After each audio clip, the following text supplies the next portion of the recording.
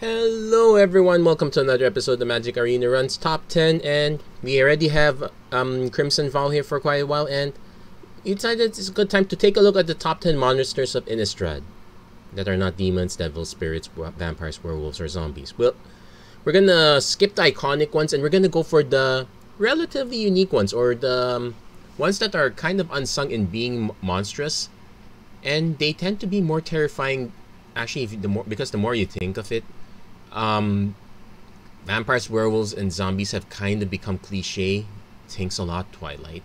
And so having a different flavor to horror might just do the trick. That said, not quite there would be the Eldrazi. One, because they're not native to Innistrad. They are basically an invasive species. They're also cosmic horror in a manner of speaking. It is classified as horror, but really not gonna include Emrakul and company here.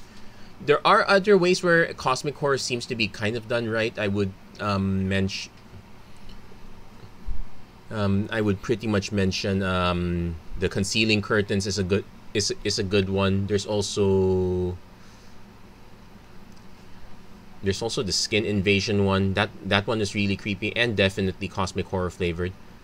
That said, let's go to the typical horror tropes, starting with number 10, which pretty much deserves its own mention. Number 10, actual humans that are monstrous. So we actually get it from at first with village cannibals. So the depiction of humans being the ultimate monster, actually pretty much a standard fare for horror trope stories. A lot of horror-based films a good number of horror-based films are not supernatural. They are based around a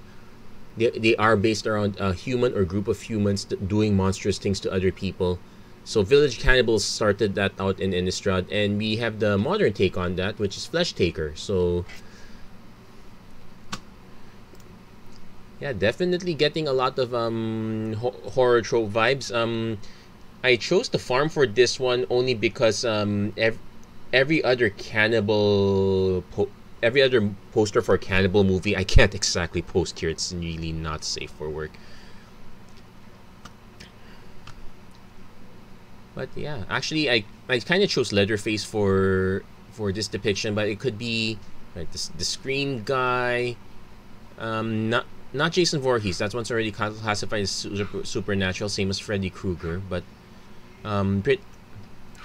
pretty much the concept of humans becoming a monster, pretty solid. I actually would, if it were not for them just being regular humans, I'd probably bump them up higher than 10 in terms of monstrous level. That said, number 9, we're not straying too far away from humans. It's humans becoming monsters. So we have Civilized Scholar that transforms to Homicidal Brute, basically our Dr. Jekyll and Mr. Hyde component. And we also have Cloistered Youth transforming into Unholy Fiend. This one's basically our Exorcist themed character. Now the concept of humans transforming into something else, definitely a solid pick for horror. There is another human that's going to be much higher up, but that's because they were actually relevant to gameplay for a certain point. Also quite horrific in that sense. Also like the flavor of the Civilized Doctor. That's why it's in blue, turning into the Homicidal Brute, turning red. No commentary on what the colors actually mean. But there we go. That's our pretty much picture for number 9. Number 8. Number 8, the ultimate form of this. Actually, this is not the one I was talking about. There's still another human down the line. But number 8, if we're going to talk about transformation, we're going to talk about the human that transformed into the insectile aberration and also transformed Legacy Forever. That's Delver of Secrets. So we actually got a full story with Delver of Secrets. Delver of Secrets originally appeared in the original Innistrad. People complain to heck about this guy. It's a blue mana for a 1/1, but can potentially become a 3/2 flyer. It really made its mark on Legacy. The other cards that followed along the line: Aberrant Researcher transforming into Perfected Form, Docent of Perfection transforming into Final Iteration in Eldritch Moon. They didn't. They did not make they did not splash the same waves as Delver's Secrets did.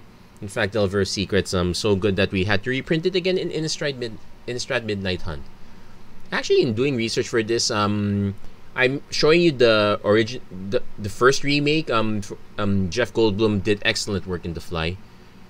The original Fly movie was actually in the 1950s, and there were actually 3 movies.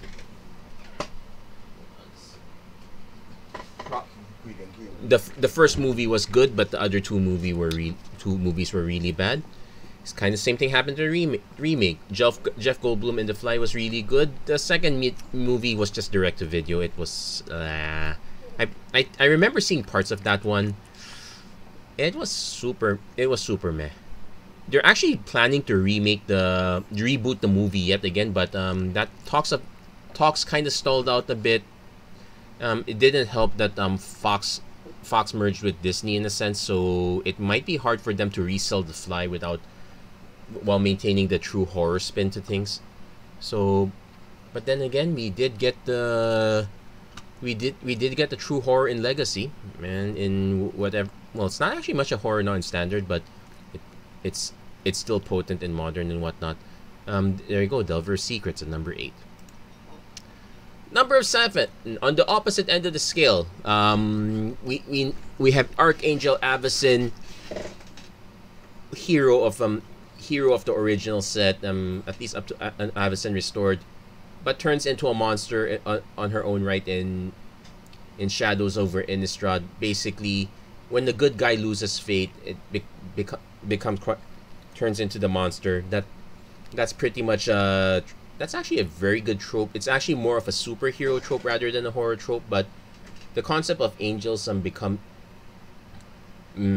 monsters is quite a thing. We actually had the movie about that recently in Legion. I did not like the premise of the movie, but I did like the spin, and kind of more realistic than you would think if you ask me. Well, not that realistic, but there are some slivers of truth here and there. That said, Archangel Avacyn deserves her spot on the list. I could have also included Bruna and Gisela, but I'm not really planning to include the Eldrazi transformation there. I've already spoken about that several times. So, but there we go. Number 7, Archangel Avacyn. Number 6, now to the inanimate. We have the hostile turning into the creeping in. Also of mention is Hanweir that eventually got melded into a living Eldrazi village. Smatterings. This one actually has smatterings of cosmic horror in its own right. Not the super grand cosmic horror to the level of Cthulhu or Nyarlathotep or Hastur, but this does have some H.P. Lovecraft vibes here. There are also some modern vibes. One can argue that the hostile can either be human based or supernaturally based. Definitely the most common example for this is Poltergeist, though we also have the Amityville Horror as a good example of this one. I actually wanted to do 13 Ghosts as an example of that, but that one was kind of human manufactured. And we do have the classic Poltergeist. Actually, there are some stories about Poltergeist where whether now a lot of bad things happened to the characters, to the actors and actresses who worked on this movie. So let's see. I think I should have, yes. Like we have an actress who died at the age of 12 of cardiac arrest and septic shock before Poltergeist 3 was released. Then another actress got murdered by her ex-boyfriend 5 months after the film's release. Then an actor who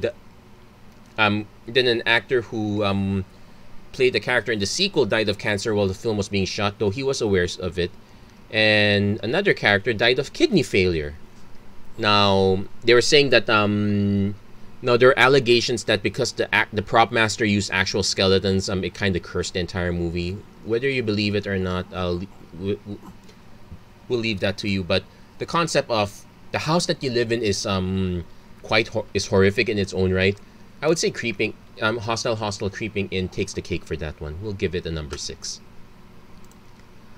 Number 5, horror from the depths of the abyss, from the deep seas. I actually could have included Abyss as a movie I've mentioned here, but that one became more sci-fi than actual horror.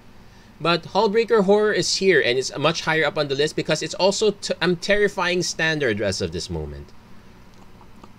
Like I just ran into a matchup where the opponent managed to get 3 Hullbreaker Horrors, and you can forget keeping anything on the battlefield at that point. So it's kind of up higher here because of its implications in standard. But for a story perspective, it's quite decent. Though it's more of a kraken and less of the typical squid-like monster. But this has been explored in many genres. Like we have the movie Deep Rising, which was the worst place to get caught out by a huge horror inside the cruise ship. Well, speaking of which, we also have Return of the Obra Dinn. Very, very good, very good adventure puzzler with.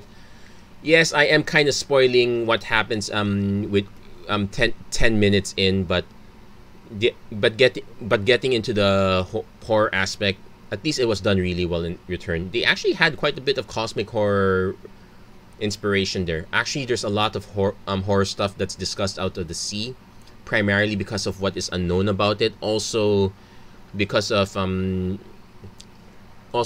what theology teaches about what happens to what happened to previous humanity and whatnot. That's why we have a distinction between demons and devils and all that. But for now, we'll just leave Hullbreaker Horror at its spot in number 5, and we'll not dive into that any further. Number 4, from something very big to something very small, we have Creepy Doll. And primarily it's Creepy Doll. I included Dollhouse of Horrors because it's an extension of it. So that's the concept of something really small that is also very horrifying. And yeah, considering how the dolls were made back in the day, if you take a look at it now, they're really creepy. We've actually had several movies exploring this, but the main culprit and the main one that everyone knows is Child's Play. That said, Creepy Doll was actually inspired not necessarily by that one, but that was an inspired trope. But if you look on the lower left, we have Jonathan Coulton. Now the story for him is that he came up with a song about Creepy Doll. They actually made it about that one. Jonathan Coulton actually very happy for that. That's why they named the card specifically Creepy Doll. And I believe he has spoken about this, if I'm not mistaken. I didn't do that much research, but definitely shows that artifacts can be quite terrifying in the right place. So there you go, number 4. I hope, yeah, for those with collections of such, yeah, you probably won't be looking at them the same way. Number 3. Now this is a human that I put much higher up here because, but when we talk about horror, it's usually about the people in desperation or people being forcefully transformed supernatural. This one is horror out of sheer will, and this is the trope of the Invisible Man. So we have Invisible Stalker here, and has the horrific combination of hexproof and unblockable. For those who remember playing Innistrad Limited, having the magic combo of Invisible Stalker and any equipment, preferably Butcher's Cleaver, it pretty much it was this combination that really soured hexproof in the eyes of so many people that they had to be very careful about putting hexproof now. That's why instead of hexproof on an uncommon, we now have hexproof on a mythic rare that's terrorizing standard less often nowadays. But the idea of being invisible, no one can see you, you cannot be held accountable to anything, that one is a horror trope in its own right. It shows that it is a reflection of the innate horror in man. Now I'm showing you a clip from a picture from Hollow Man, but the original inspiration from this would be the Invisible Man.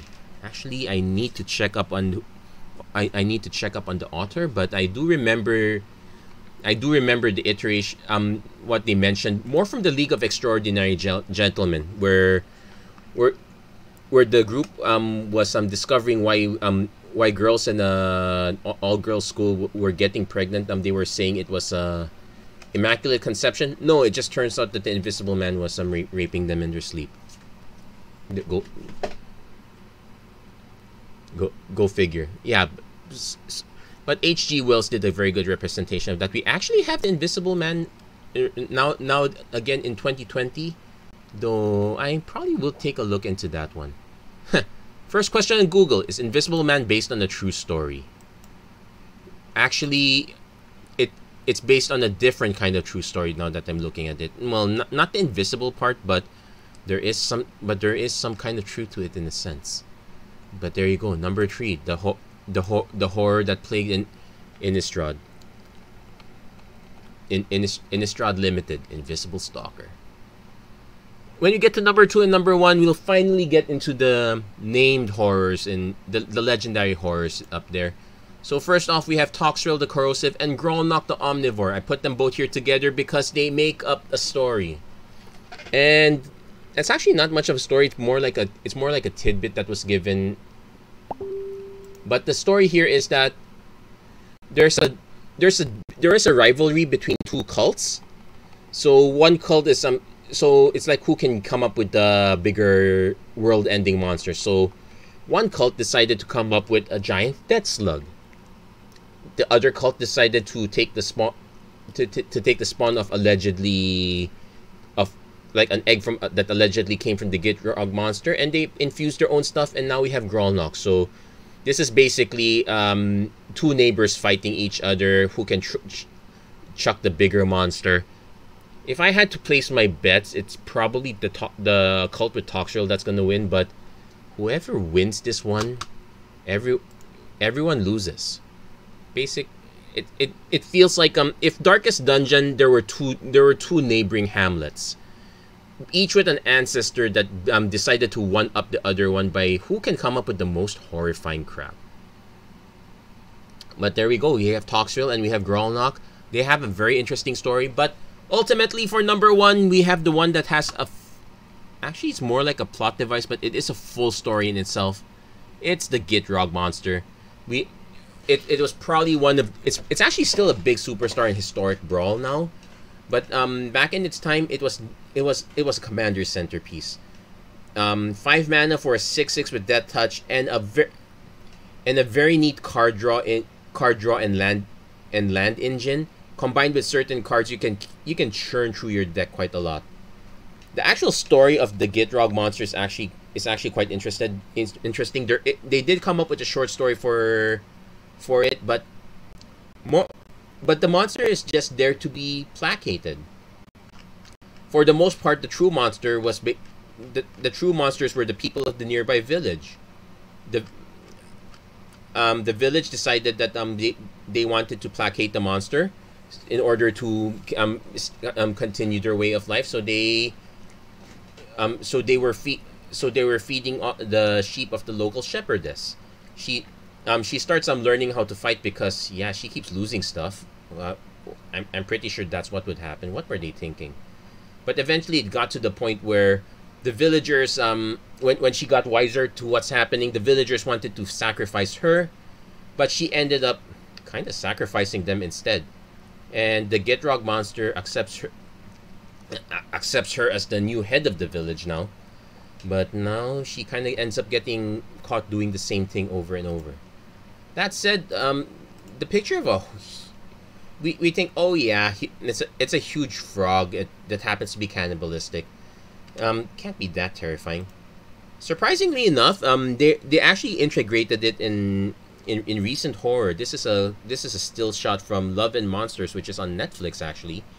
They have a giant frog among other things. So yeah, make something big enough, like if we say Toxrill and Grolnok, make something big enough, it will be terrifying. I'm just waiting for Innistrad to have a legendary creature Chihuahua horror, but that will be another day. That's gonna be it for this episode of MTG Arena's Top 10. If you like what you saw, please don't forget to like, share, and subscribe, turn on notifications and whatnot. Do let me know what were the things in Innistrad that were truly horrifying for you. Doesn't have to be a particular monster, but let me know in the comments. And as always, thank you so much for watching. I hope to see you guys again next time. Take care, God bless, stay safe wherever you are. Have a great week, everyone.